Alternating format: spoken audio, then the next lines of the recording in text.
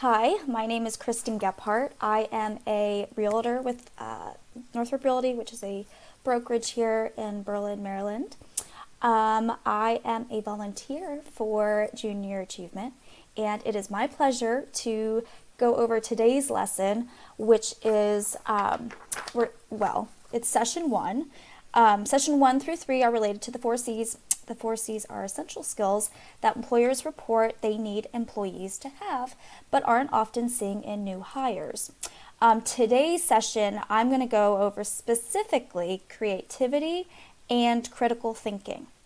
If you look at your key terms, you see that critical thinking is the process of using logic and reasoning to make a judgment, and then creativity is being creative. So it is the ability to create something new or original, or try to get new approach to get things done. So pretty much critical thinking is using your brain and creating a judgment of, how to navigate, different things that come up. And then creativity is being creative and kind of going outside of the box to kind of, create a solution and get the job done at hand. Both of which I know personally are things that I've always needed in a job because, when you get a job, you have a resume, you show up and you're like, okay, here I am. And, you're not going to have someone that tells you, you have to do X, Y, and Z, or this is the best. I mean, you have mentors, but you're going to have to branch out and really use these skills to benefit you and your business and your employer to kind of, create some solutions and to get the job done. And that's the gift of being your own person, is that you can make these, judgments on your own, and you don't need someone to, tell you how to do things. It's you. You show up, you're doing your job, and you get the job done. So I really love this topic, and I hope you do too. Just so you know, I'm going to go over let's go over the objectives first. So the objectives are you're going to be able to problem solve techniques or use problem-solving techniques to solve personal and professional problems. You're going to be able to, at the end of this, critically think about, I can't read. Whoops. Apply critical thinking skills to work-based problems, and then recognize that decisions made in the workplace have consequences. But I like to rephrase that because I don't really like the way that sounds because it's not really hopeful or happy. So I really think that recognize that decisions made in the workplace also have opportunities. And a lot of times they serve you so much more than they even do the business personally. And then we're going to kind of go over some scenarios that we have here. So let's go over scenario 1, which is you work the counter at a busy. So let me just disclaimer this. When I read this, I actually have worked in the restaurant business for a good amount of my life, and this is a very real scenario. And I will say that I have handled this many different ways, and oftentimes it's not really the greatest. So, I guess humbly I will say there's the critical thinking side of making the best judgment. But there's also the human side where, a lot of times you have to have the grace of saying, I had this information at the time, and whether or not I made the right decision was based off of the information I had. And so kind of being able to understand that when you use this problem solving tool, that when you weigh your pros and cons, can you see that? When you weigh your pros and cons, you're using the information you presently have, and it's a lot of times, hopefully, that evolves because you're learning all the time. So just know that when you read these solutions, don't be hard on yourself. Don't overthink it as much as it can be kind of confusing, but also kind of put yourself in that situation of how you would handle it today, and then we can kind of go over how it might play out in the real world. And I can tell you how it's played out in the real world for me personally. So let's go over scenario 1. You work the counter at a busy fast food restaurant. A customer places a breakfast order and has several special requests.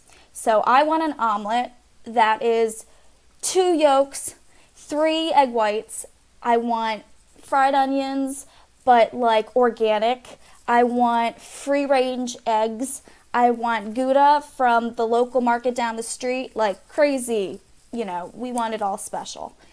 Some of the requests will require extra time, granted, and effort for you and the cooks, and fulfilling the request will hold up the line for the other customers. What do you do? What do you do? Do you tell the customer you're sorry, but the restaurant is too busy for special orders? She'll have to accept the food as it is on the menu. Solution 2, take care of the special requests and ask for help from a manager or other employees to keep the line moving. Or solution 3, avoid getting into a conflict with the customer and keep the line moving by sending in the order without taking care of any special requests. So we have 3 different solutions. How are you going to problem solve this? How are you going to be able to address this issue? We've got a problem. So we've got this problem-solving tool. Now, problem-solving, just to go over that again, is an orderly method of overcoming obstacles to arrive at a solution. In other words, there's some sense of prioritizing, how to solve it, because there are different dynamics here. A, is it to, please the customer? B, is it to keep the line moving? Or, is it to, make sure no one gets angry with you? So there's a lot of different things, and what's more important to you? Is it making their experience better? Is it being comfortable yourself and realizing, as an employee, like, I just don't want to step on anyone's feet and just disregarding it?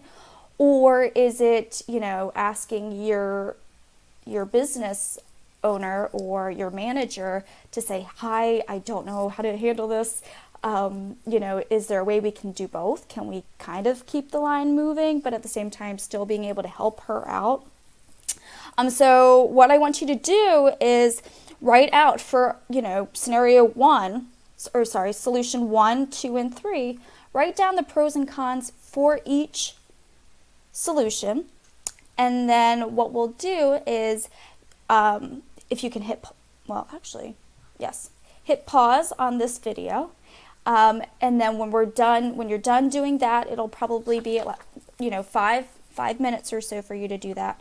We'll pop back on, and then we can kind of go over them. Okay?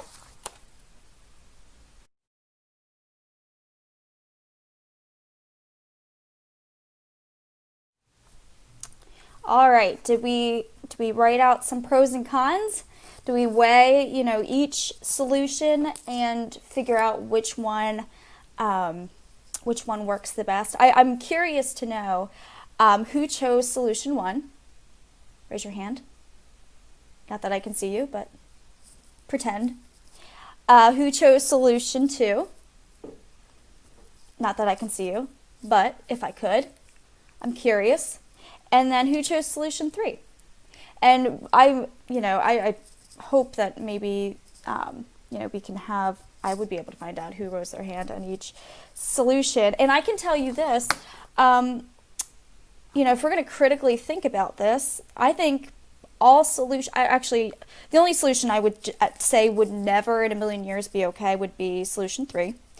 And the reason being is, well, let's read it. Avoid getting into conflict with the customer and keep the line moving by sending in the order without taking care of any special requests. First of all, that just shows a lack of integrity on your end. It's not like you can pretend you didn't hear, the special requests. And, avoid getting into conflict. That's assuming that you don't have people skills, and that's a soft skill. That's a skill that you need to develop when you're interacting with other people. But it's never okay to just disregard or dismiss what someone has brought to your attention. You address it professionally. It doesn't have to be a conflict if done correctly. And some people, if they could be having a really bad day, and they might say some things, but that's just part of the customer service world. You just have to roll with it. Don't ever take anything if you've done your part and being doing the right thing. Never take other people's reactions too much to heart. So I would say solution 3 right off the bat is just don't ever do that. Just don't. It's just not right. But let's go over solution 1 and solution 2, because honestly, I really think that they change with the request. And I wish it was a little bit more specific, the scenario. If it was like what I said, the free egg with 2 yolks or 3 egg whites or whatever I said, that's very demanding. If it's if it could be a simple allergy, not simple, but, instead of, the home fries cooked in peanut oil, can it be canola oil? Or instead of, I don't know, white toast, the automatic white toast that we do, can we do rye?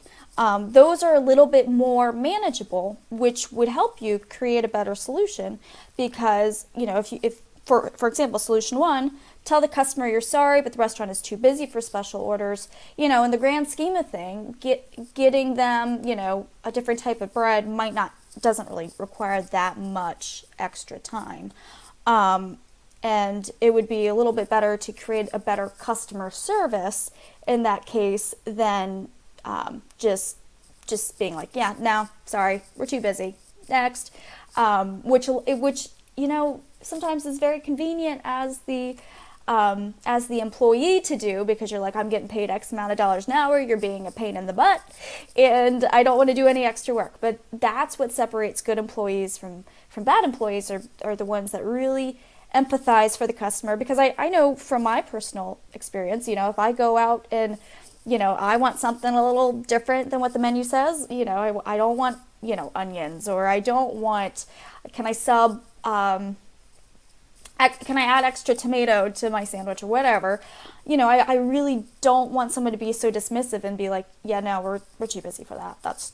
I'm like, it takes 2 seconds to put a tomato on my sandwich. Come on. So I really do think that the scenario needs to be a little bit more specific for us to make the best choice possible. But with the pros and cons, did you weigh the pros and cons between, obviously if you do solution 1 and you say she'll have to accept the food as is on the menu, you have to weigh that it's cheaper for a business to keep a current customer with good service than it is to attract new customers. That's a big advantage. You're better off maintaining that customer relationship than trying to get more customers in the door. To establish rapport with people that are already coming to you is cheaper. It's more cost effective. Let's make the people that are already coming to our store happy. That way we don't have to keep getting more customers. Does that make sense? Another consequence of this is if the customer complains about your service, you're in trouble. Hopefully not hopefully your management is understanding, but I also know, especially in the customer service world, that's not a promise either. Managers they're human too. So just use that in the back of your mind of, I never want, and honestly, you don't want people to complain about you. Like, whether or not there's anyone at the end of the day, like, even if you are the business owner, you don't really want the reputation of people complaining about your service. It's just that's human decency, but also it's business. You want people to be satisfied. Solution 2, possible consequence. This alternative will cost you some time and energy, and you may have to apologize to the next few customers in line because it will take time for the delay. But most businesses demand good customer service and will often reward employees who put in the extra effort for their customers. Most managers would prefer you to ask them to help rather than risk losing customers. And that is super true. I struggle if anyone is in that category of asking for help. I know personally, especially in the customer service world, I try to do it all. And a lot of times I would have management say, Kristen. Like, you're doing a little bit too much. You're not making every customer happy by, thinking you can do it all. So always reach out to the manager or whoever, a coworker, to go that extra mile, because, at the end of the day, your job is to give the customer the best experience possible, not to be superhuman. So if you get caught up in that, I feel you. However, it is always better to ask for help and really just, if you focus, honestly, it all comes down to priorities. If you're focused on how you look, it's not good. It's never, you're focused on how you look and you're not worried about the customers. If you're focused on, trying to get the line going or keep the line, moving, then you'd probably choose solution 1. Sorry, hate to break it to you, but we got customers. Let's go. And you're not really concerned about, the customer in front of you. But if you treat everyone with the same respect of, I want your experience to be, the best case scenario and within reason, because you also want, you want the business to, you don't want people waiting an hour for, the special run to, the grocery store for some special egg, okay? So that within reason, but what I love about critically thinking through these scenarios is, what's your priority, which is usually the customer experience, and then trying to weigh the pros and cons. It's never okay to put, as a, customer service representative in this case, it's never okay to put your own needs in front of your customers. Generally speaking, I mean, once again, within reason. Sorry, I should not say never, because there's always something. But within reason, when you are, in the business of serving customers, that's your job. Okay? So that's scenario 1. Scenario 2. Let's do this. You work at a large movie theater. A new movie everyone wants to see is rated R. Okay. So customers must be 17 years or older to get in. Students from your school come to buy their tickets from you. You know that one student is only 15 years old. What do you do? Solution 1. Sell all of them tickets and just pretend you don't know that one of them is underage. Solution 2, explain that they are putting you in a bad situation, but sell them all tickets and let them know they owe you a favor. You owe me big time for this, by the way. And then solution 3, require everyone in the group to show identification proving they are 17 or older and refuse to sell a ticket to anyone underage. All right. So once again, we're going to do some problem solving. We're going to use our tool. If I can find it. I'm very disorganized. Okay. We have to identify the problem. So that we have a problem. Mayday, we have a problem. Someone's 15. Problem, collect the information. Here's the information. You have to be 17 years old or older to watch an R-rated movie. And then let's weigh the pros and cons of each problem. Cool. Once again, problem solving is an orderly method of overcoming obstacles to arrive at a solution. So we have some obstacles here. We have to arrive at a solution. Whether or not, now this is a lot more specific than the first one. I think we can manage this a little bit more. Whether or not you believe, something should be rated R is not at your discretion, because you are not, you're not the rater for movies. And you are supposed to uphold the, regulations that it's part of your job. And I know for myself personally, even like, let's say in the restaurant business, for example, you have to be 21 years or older to purchase a alcoholic beverage.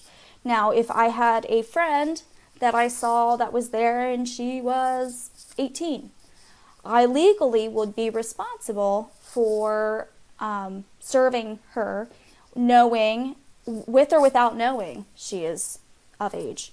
You are legally responsible. And in this case, I don't know the repercussions of being legally responsible for, allowing someone to watch R-rated movies or whatever.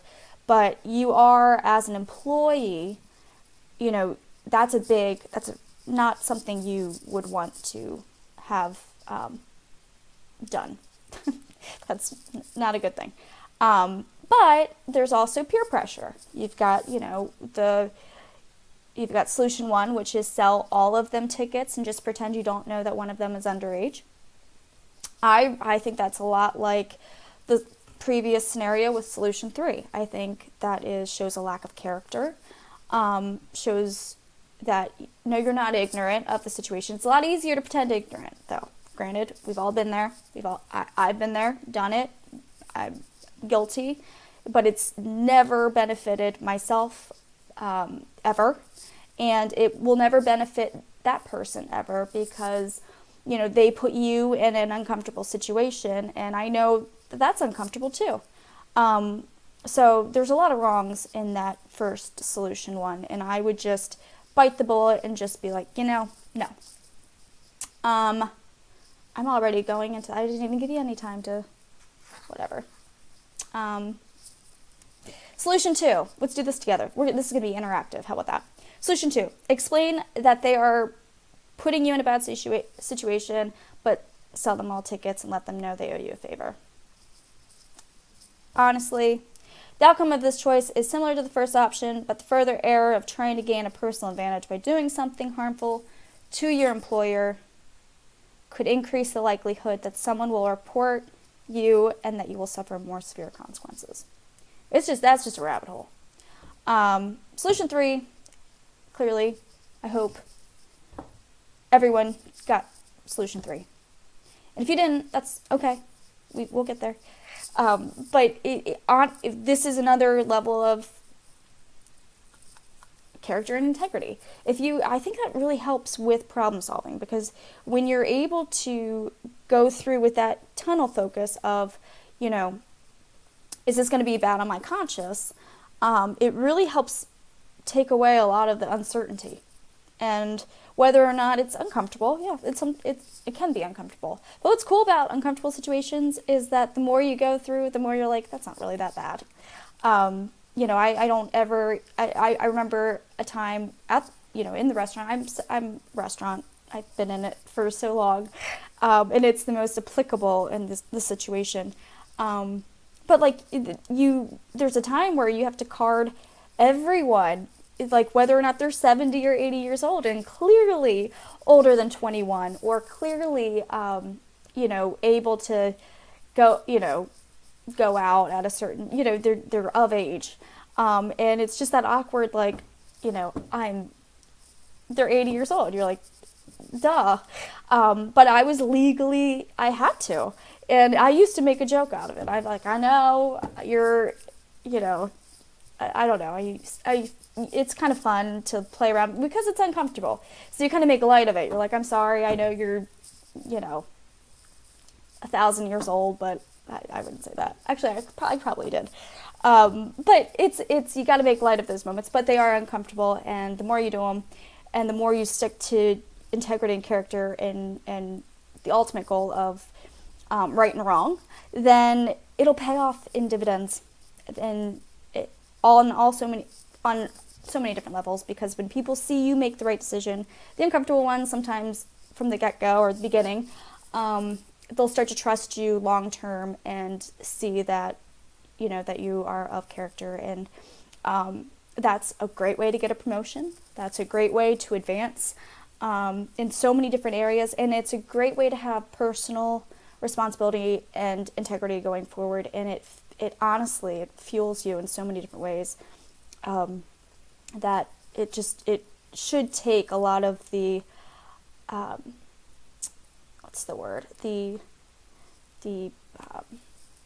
initial gratification, the instant gratification, the instant, oh my gosh, I just want to just let them all go in. Like, I don't want to know, here's your ticket, go, whatever, go. Or, the you owe me a favor. It takes that initial, uncomfortableness, and it allows you to honor it and say, yeah, it was uncomfortable, but it's right. It was the right thing to do. And solution 3 is clearly the right thing to do, is require everyone in the group to show identification proving they are 17 or older and refuse to sell a ticket to anyone underage. Yes, they will cause discomfort, especially if the group tries to pressure you into letting them in with IDs, like, oh, come on. However, when you agreed to work for this company, you became its representative. You need to follow its policies for your sake and the company's sake. And just, once again, if you go back to, if you have that foundation of, yes, I'm representing the company, but I'm also representing myself and having values of not trying to cut any corners just because it's uncomfortable, that'll pay off so much. So yes, you will face problems. It says, I'm reading this obviously. Emphasize to the students that they will face problems in their work lives and that there will be consequences or opportunities no matter which choices they make.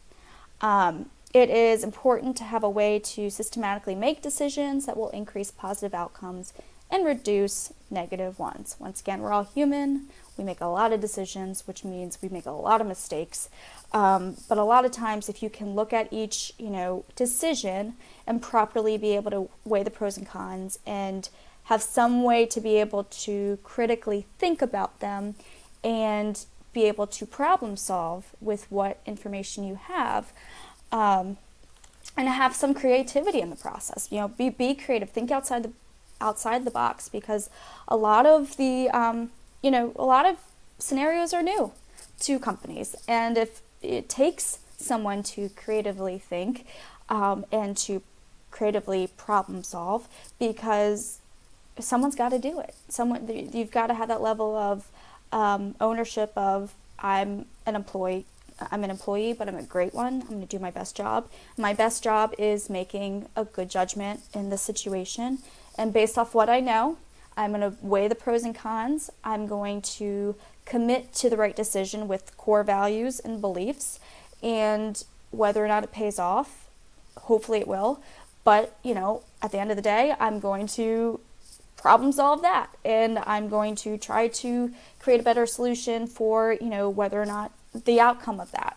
But once again, if you take personal responsibility, you are able to make decisions with understanding, identifying the problem, looking at different solutions, being able to weigh what's right and what's wrong, and what you're willing to sacrifice. The end goal, I think a lot of time, if you have the end in mind of what you want to accomplish with your problem, it makes the problem solving a lot easier. Like what we said about the customer service experience. If you're focused on the customer, then it helps you take your eyes off of,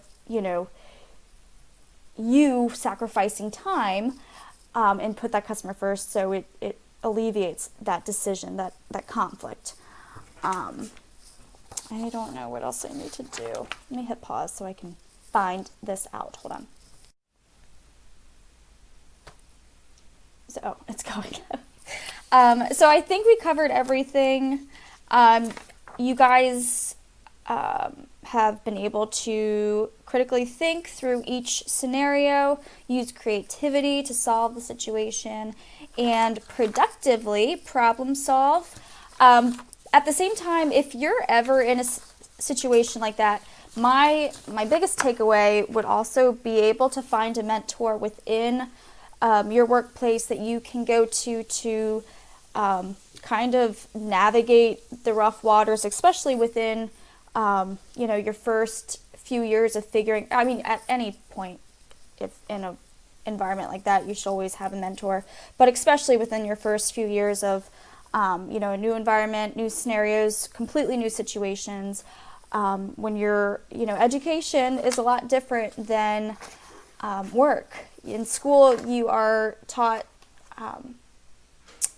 you're taught how to think. You're taught not how to think, but you're taught to use the information to take tests and perform in an educational setting. But when you're in a workplace, you are there to provide a service using what you learned in school, that education. So it's completely different.